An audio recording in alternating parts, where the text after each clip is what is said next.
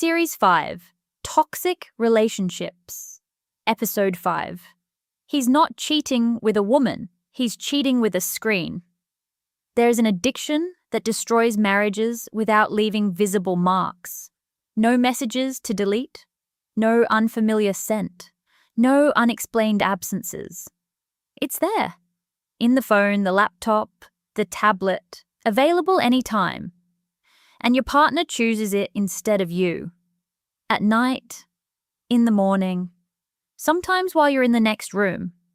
If you sense that something has changed between you, that you're no longer enough, that he's there but isn't, this video is for you.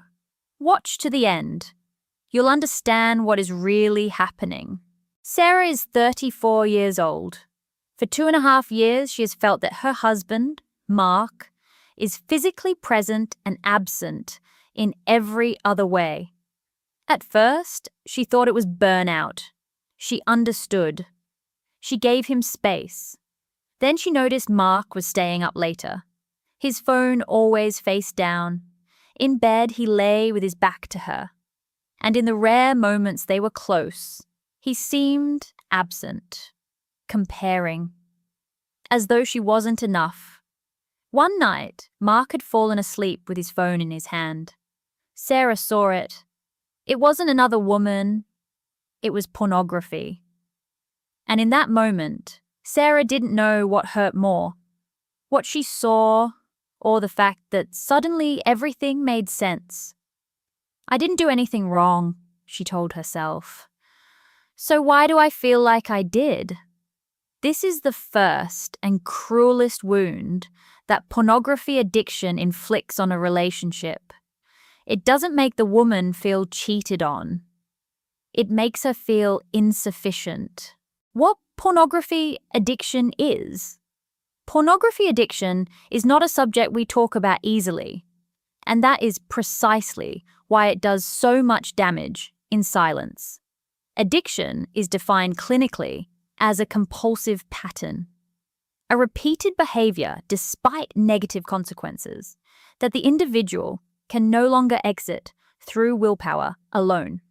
Online pornography has created a new and extraordinarily powerful form of addiction. Why? Because it activates the same reward circuit in the brain as drugs.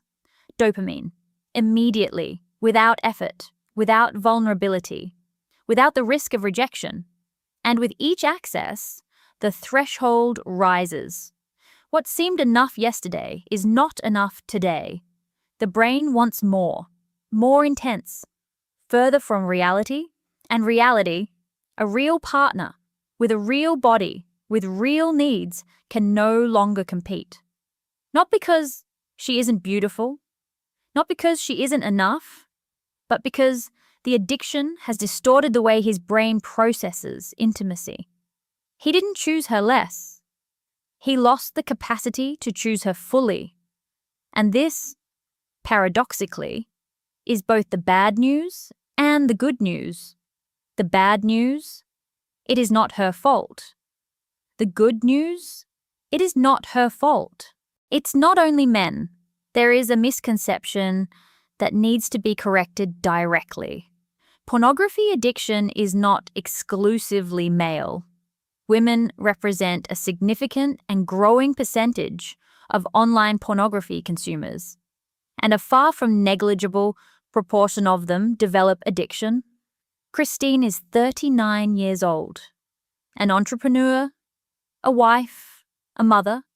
She started out of curiosity at 28, continued out of habit, and at some point realized she could no longer be present in the marital bed without comparing, without being somewhere else in her mind. Her husband sensed something was missing, but couldn't identify what. I was there, Christine said in therapy. Physically, I was there, but my mind was elsewhere, and I hated myself for it. Pornography addiction in women carries an additional layer of shame compared to men, because society has not built a language for it. There is no cultural framework that normalizes it, or even recognizes it, she suffers in double silence. And for that reason, twice as much, it deserves to be named. The impact on the relationship. What does pornography addiction do to a relationship? First effect, physical distance. Intimacy decreases. Frequency decreases. And when it happens, the quality of presence decreases. Second effect, emotional distance. The addicted partner becomes more withdrawn, more irritable when access is limited, less interested in the other person's real life.